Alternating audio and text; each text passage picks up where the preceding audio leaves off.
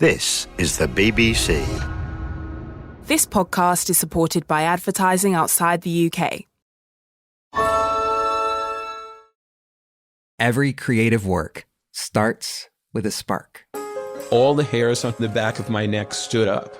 That is the best idea I have ever heard for a musical.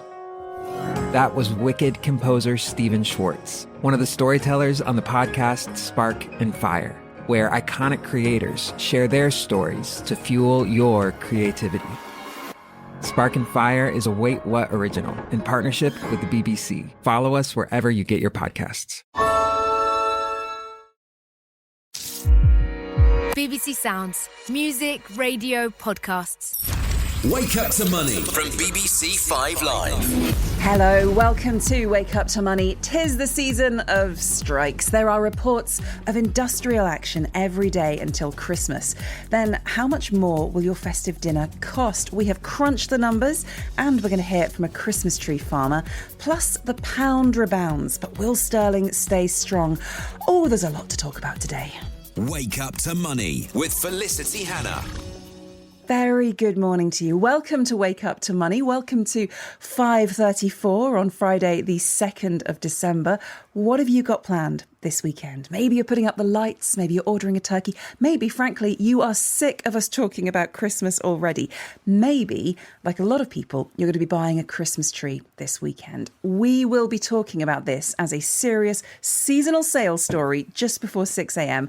In the meantime, though, get in touch. Let me know if you've put your tree up already. Let me know if you're one of the many buying one this weekend. Is it real? Is it fake? Do you think we're having this conversation at least 2 weeks too soon? You know what to do. You can text me on 85058. You can send a WhatsApp message to 08085 909 693. If you're on Twitter or Mastodon, use the hashtag WakeUpToMoney. And if you are choosing a tree this weekend, are you expecting to pay a bit more? We're going to be talking to a tree farmer later in the show. Now, with me today to talk about everything from trees to everything else that's going on are Kavita Bassi, who's CEO of Jardin Living, which is an ethical footwear, accessories and activewear company based in Greater Manchester, and also Simon French, who's chief economist at Panmure Gordon. Simon and Kavita, good morning. Good morning. Go on then, Christmas trees. Simon, have you bought a Christmas tree? I liked your story just before the break about the artificial Christmas tree. That's what we've got, and the stuffing it back in its box every January is something to look forward to a month from now, isn't it? It's the worst Christmas job, isn't wrestling it back into its cardboard coffin for another year, and it fights back. Exactly. I will have that job, but the delight of getting it out, the tree out of its box, probably next weekend, actually, to be honest. Next weekend. That's quite reasonable, isn't it? Kavita, what about you? Will you be having a tree? Oh, it can never be too early to pull out the Christmas tree. I love getting it out. We sort of recycle everything as well. Get it out and put it up. It's going up tonight, making sure. Really, because this is an early start for anyone, but if you're still going to have the energy later to put up a Christmas tree, that's impressive.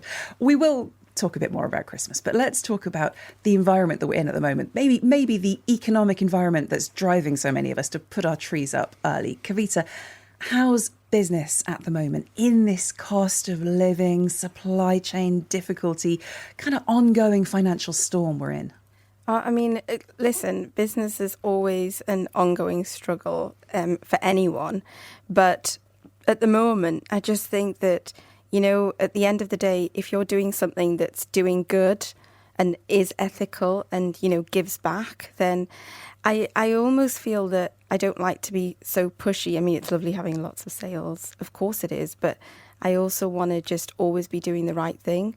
So for me, if it's ticking along, I'm happy, and it's not like I need to sell millions and millions because who needs extra stuff?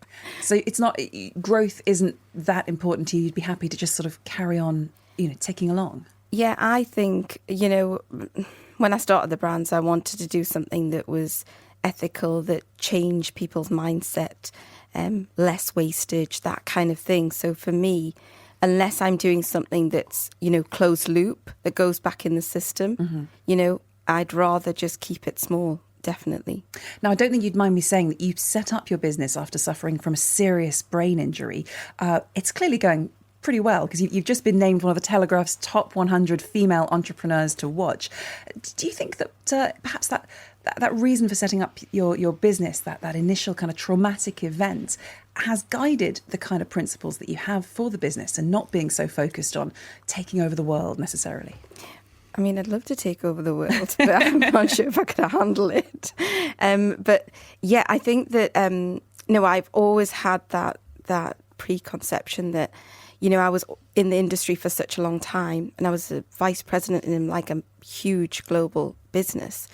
And I always had that niggling feeling that, I want to do something even better that makes a difference. But I do think after suffering my brain hemorrhage in 2015, it did give me a lot more focus on what I really wanted rather than just on that treadmill of, going to work, that 9 to 5. Well, it wasn't even a 9 to 5 job. It was long hours. But it was just, I wanted to do something that really, really made an impact, made a difference. Lots more to talk about, lots to pick your small business brain about as we go through the show today. But I know it's only the 2nd of December. A lot of people are getting their orders in for Christmas food. So I do want to hear this morning if you're one of them. Get in touch. New research for the BBC has found that the traditional Christmas dinner will be almost 22% more expensive this year compared to last year. So if you look at the sort of staple ingredients, turkey, stuffings, potatoes, pigs in blankets, gravy, mince pies, they have all increased in price faster than the headline rate of inflation. And remember, that would reach to 11.1% in October.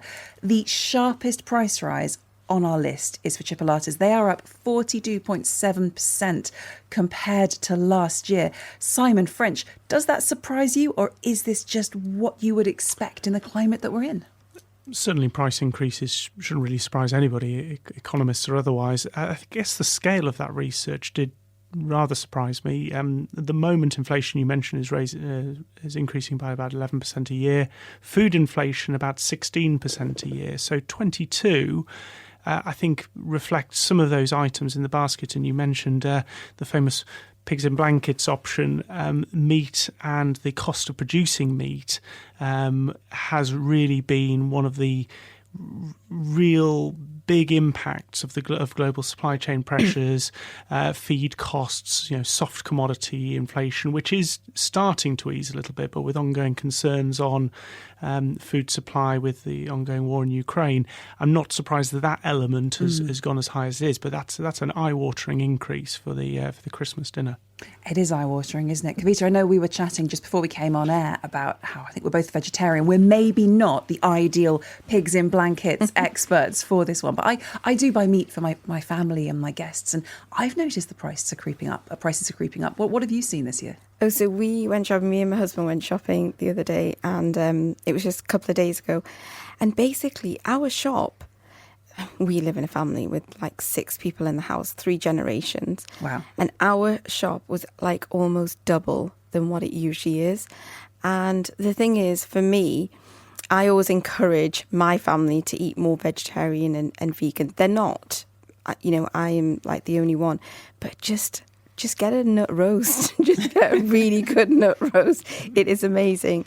But the thing is, we just encourage that more. And it does help a little bit, but I still don't see sometimes even vegetarian food or vegan food is actually more expensive. Sometimes it can I've noticed the prices increasing. As kind of the selection and the quality increases, the prices have been going up as well. Lots to think about this Christmas. I think somebody called Fiona has been in touch on Twitter about her Christmas tree. She says, we picked our own last Sunday. Would have gone this weekend, but all the slots were already booked. I think it was £59, which was a lot cheaper than last year from a garden centre. So maybe it's worth shopping around for your Christmas tree this year. Simon, from Christmas trees to sterling, a very natural wake-up to money jump, I think. The pound fell to a record low, didn't it, in the aftermath of that Liz Truss Kwasi Kwarteng mini budget. We saw it fall to $1.03. I think we all hoped at that point there was only one way it could go, and it did. The pound has been strengthening in recent weeks, and yesterday it reached a 4-month high of almost $1.22. Is the pound getting stronger, Simon, or is the dollar getting weaker? A little bit more of the latter. It's what has been going on in the United States, which of course largely drives the dollar's role, is the Federal Reserve, their central bank, has been signalling to markets just gradually that interest rates might not go up as quickly over the next few months and may even plateau at the start of next year. And that has been enough to take the wind out of the sails of the dollar.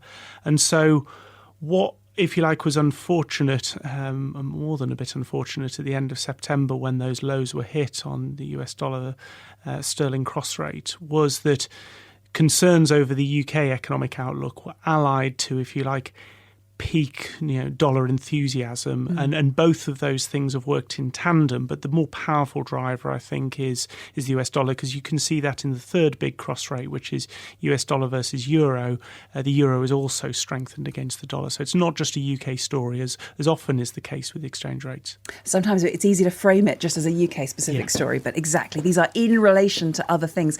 Speaking of in relation to other things, it's looking this morning like the government's going to miss its target for securing post-Brexit trade agreements. Now, cast your minds back to the 2019 election. The Conservatives then promised there would be agreements in place by the end of 2022 that would cover 80% of UK trade. It's looking more like 63% will be covered by the end of the year. Simon, what's behind that? What kind of trade picture are we seeing?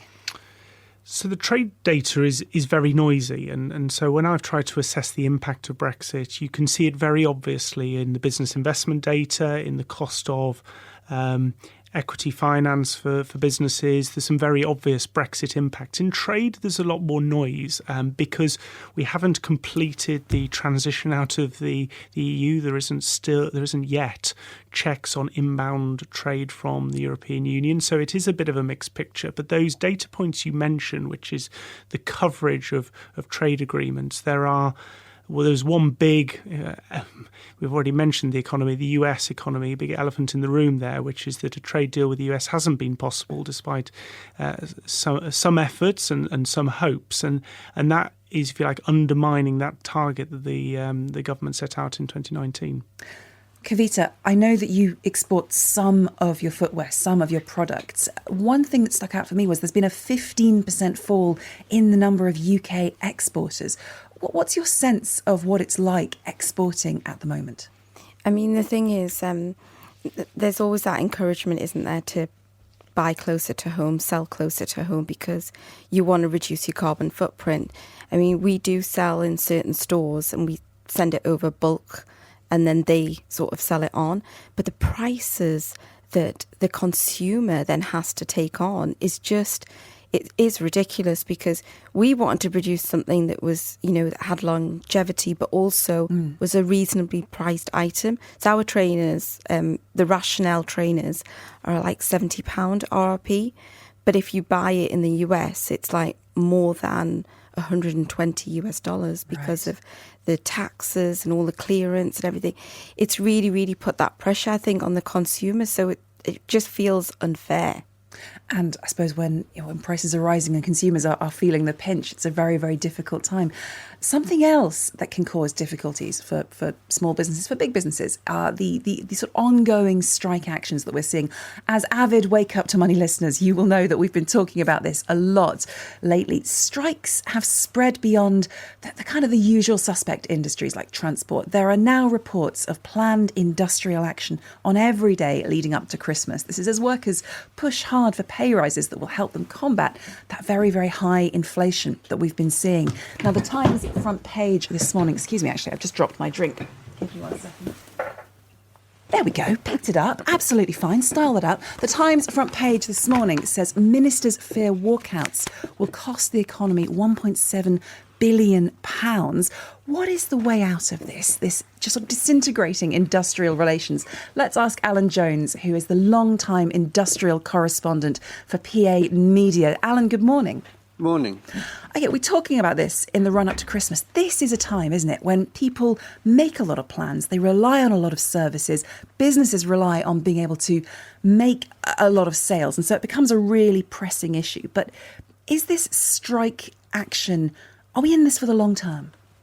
Oh, there's no question. I mean, we're in the middle of the biggest outbreak of industrial action for years, possibly decades, and it's only going to get worse. I mean, you mentioned there's strikes virtually every day in December. It's not every day, actually, but virtually every day. But then there were strikes virtually every day in November.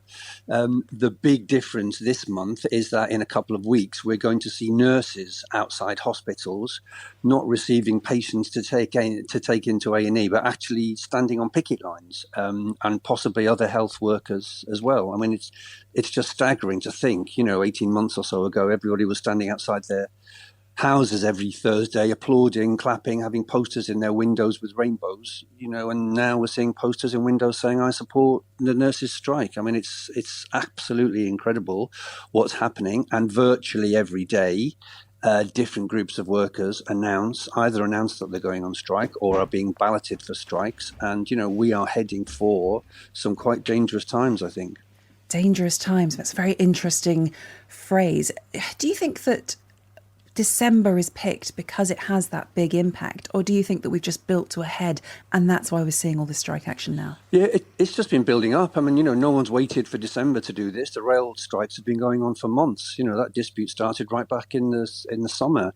The health unions have been warning since July that the pay deal which the government announced just wasn't enough to stop the flow of staff out of the health service. You talk to any health worker now, or certainly any official of a health union, and as well as pay, they will tell you the big concern now is the lack of staff. I was talking to an ambulance driver the other day, and he said normally he would take 10 patients to a hospital and deliver them, as it were, so, successfully to an A&E or to another department. And some days he's only delivering 3 because they're having to wait outside hospitals for so long. I mean, if that's not a crisis, I don't know what is.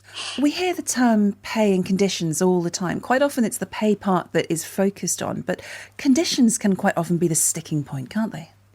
Oh, conditions are massive. I mean, this kind of phrase, terms and conditions, it sounds a bit dull, but it's as important, if not more important than pay, to be honest, because terms and conditions cover things like, what time your shift starts in the morning, whether you have to work at weekends, whether you get sick pay, what kind of holiday arrangements you have.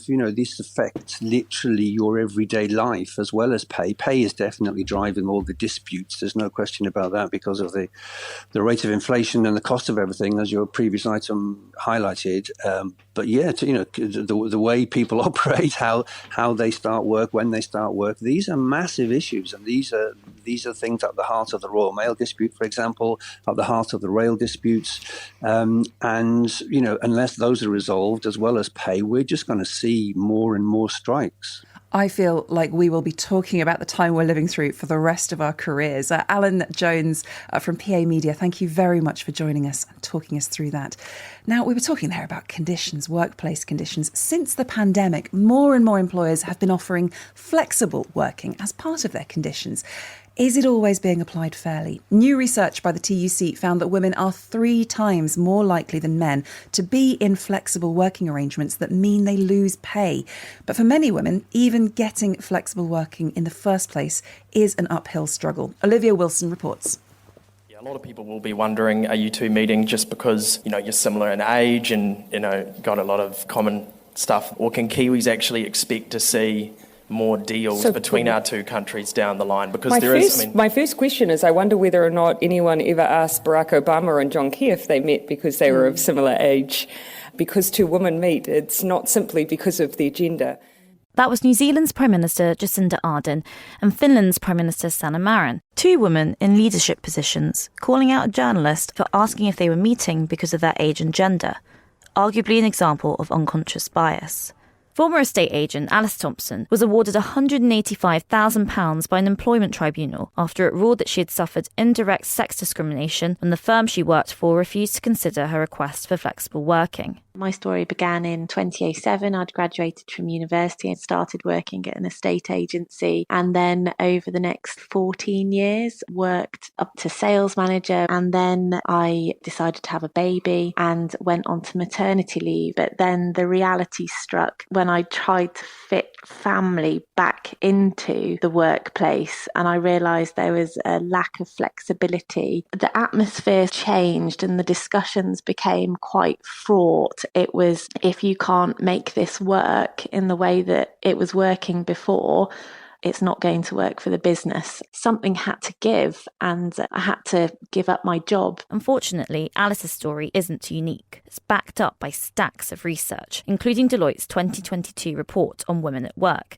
which found that women were seeking new, more flexible working patterns, with some leaving their employer or workforce entirely. I spoke to Emma Codd, the global inclusion leader at Deloitte. This was a global piece of research, and we actually saw striking similarities across all 10 of the countries where we polled women. We asked questions about, look, if you were to ask for flexible working, what do you think the impact would be? And a massive 94% think that asking for it would impact their career progression. We cut the data from the perspective of LGBT plus women and women who are in a racial minority in their home country. They are more likely to have experienced microaggressions in the workplace. Melanie Moore is one of those women. The microaggressions she's experienced comes in the form of colleagues mistaking her for having a more junior role, something McKinsey's research found happens all too often. She believes this is another factor that contributes to driving female leaders from the workplace.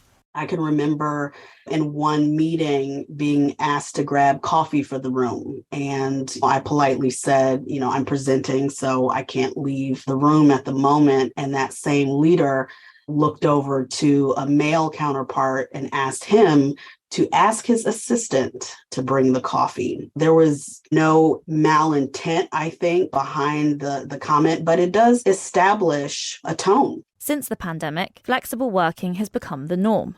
Or so we thought. It's clear that for some women, the road to flexible working is full of uncertain obstacles, taking the form of hostility, isolation, and microaggressions. And for others who do attain flexible working, it comes at a very literal cost in hours worked and money earned. A lot to unpick there. Kavita Bassi still with me. What's your reaction to what we just heard?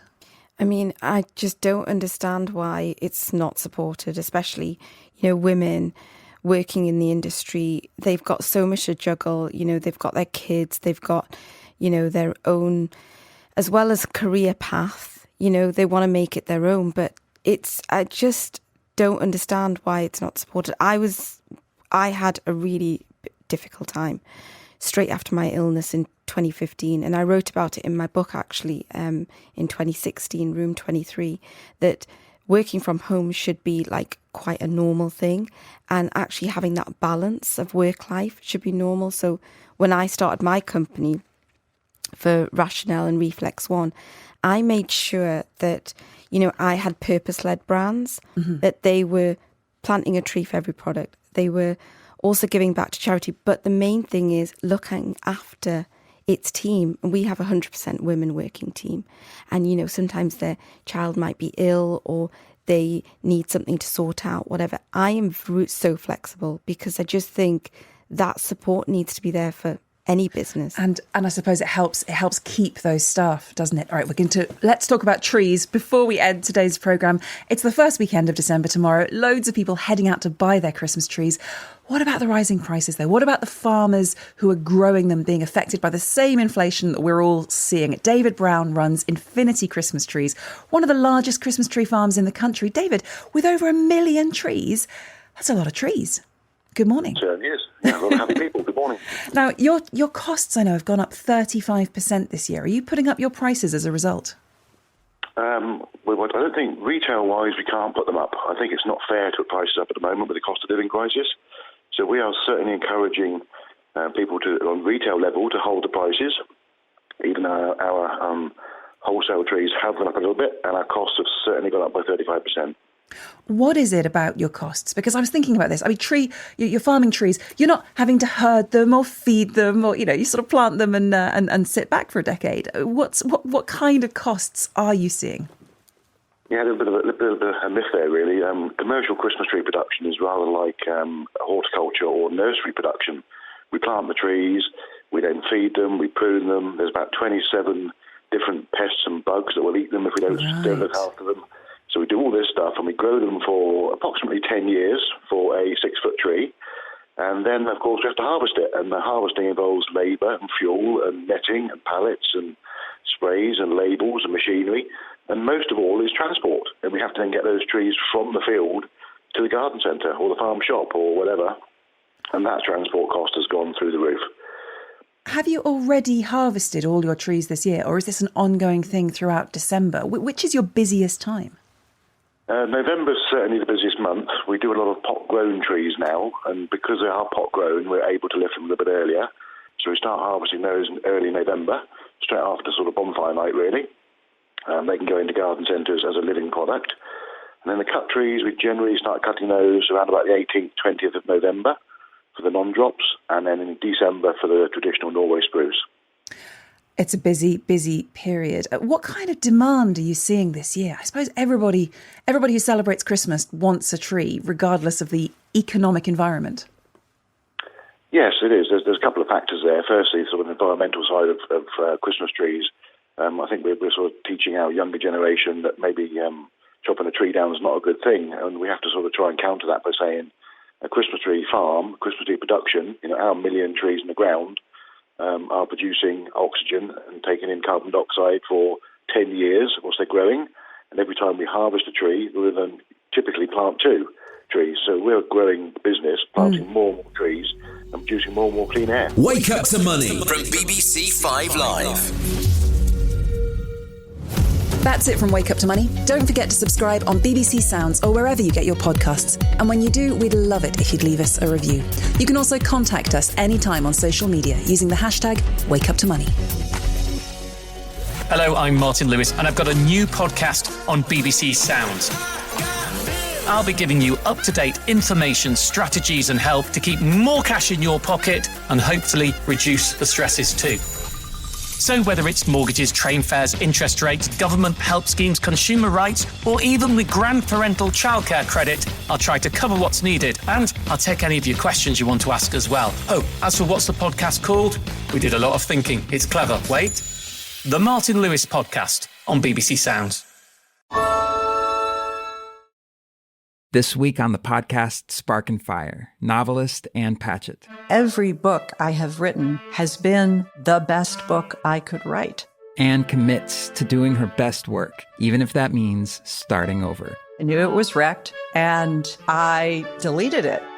On Spark and Fire, creators from different fields share their stories to fuel your creativity. Spark and Fire is a Wait What original in partnership with the BBC. Follow us wherever you get your podcasts. You get your podcasts. You get your podcasts. You get your podcasts.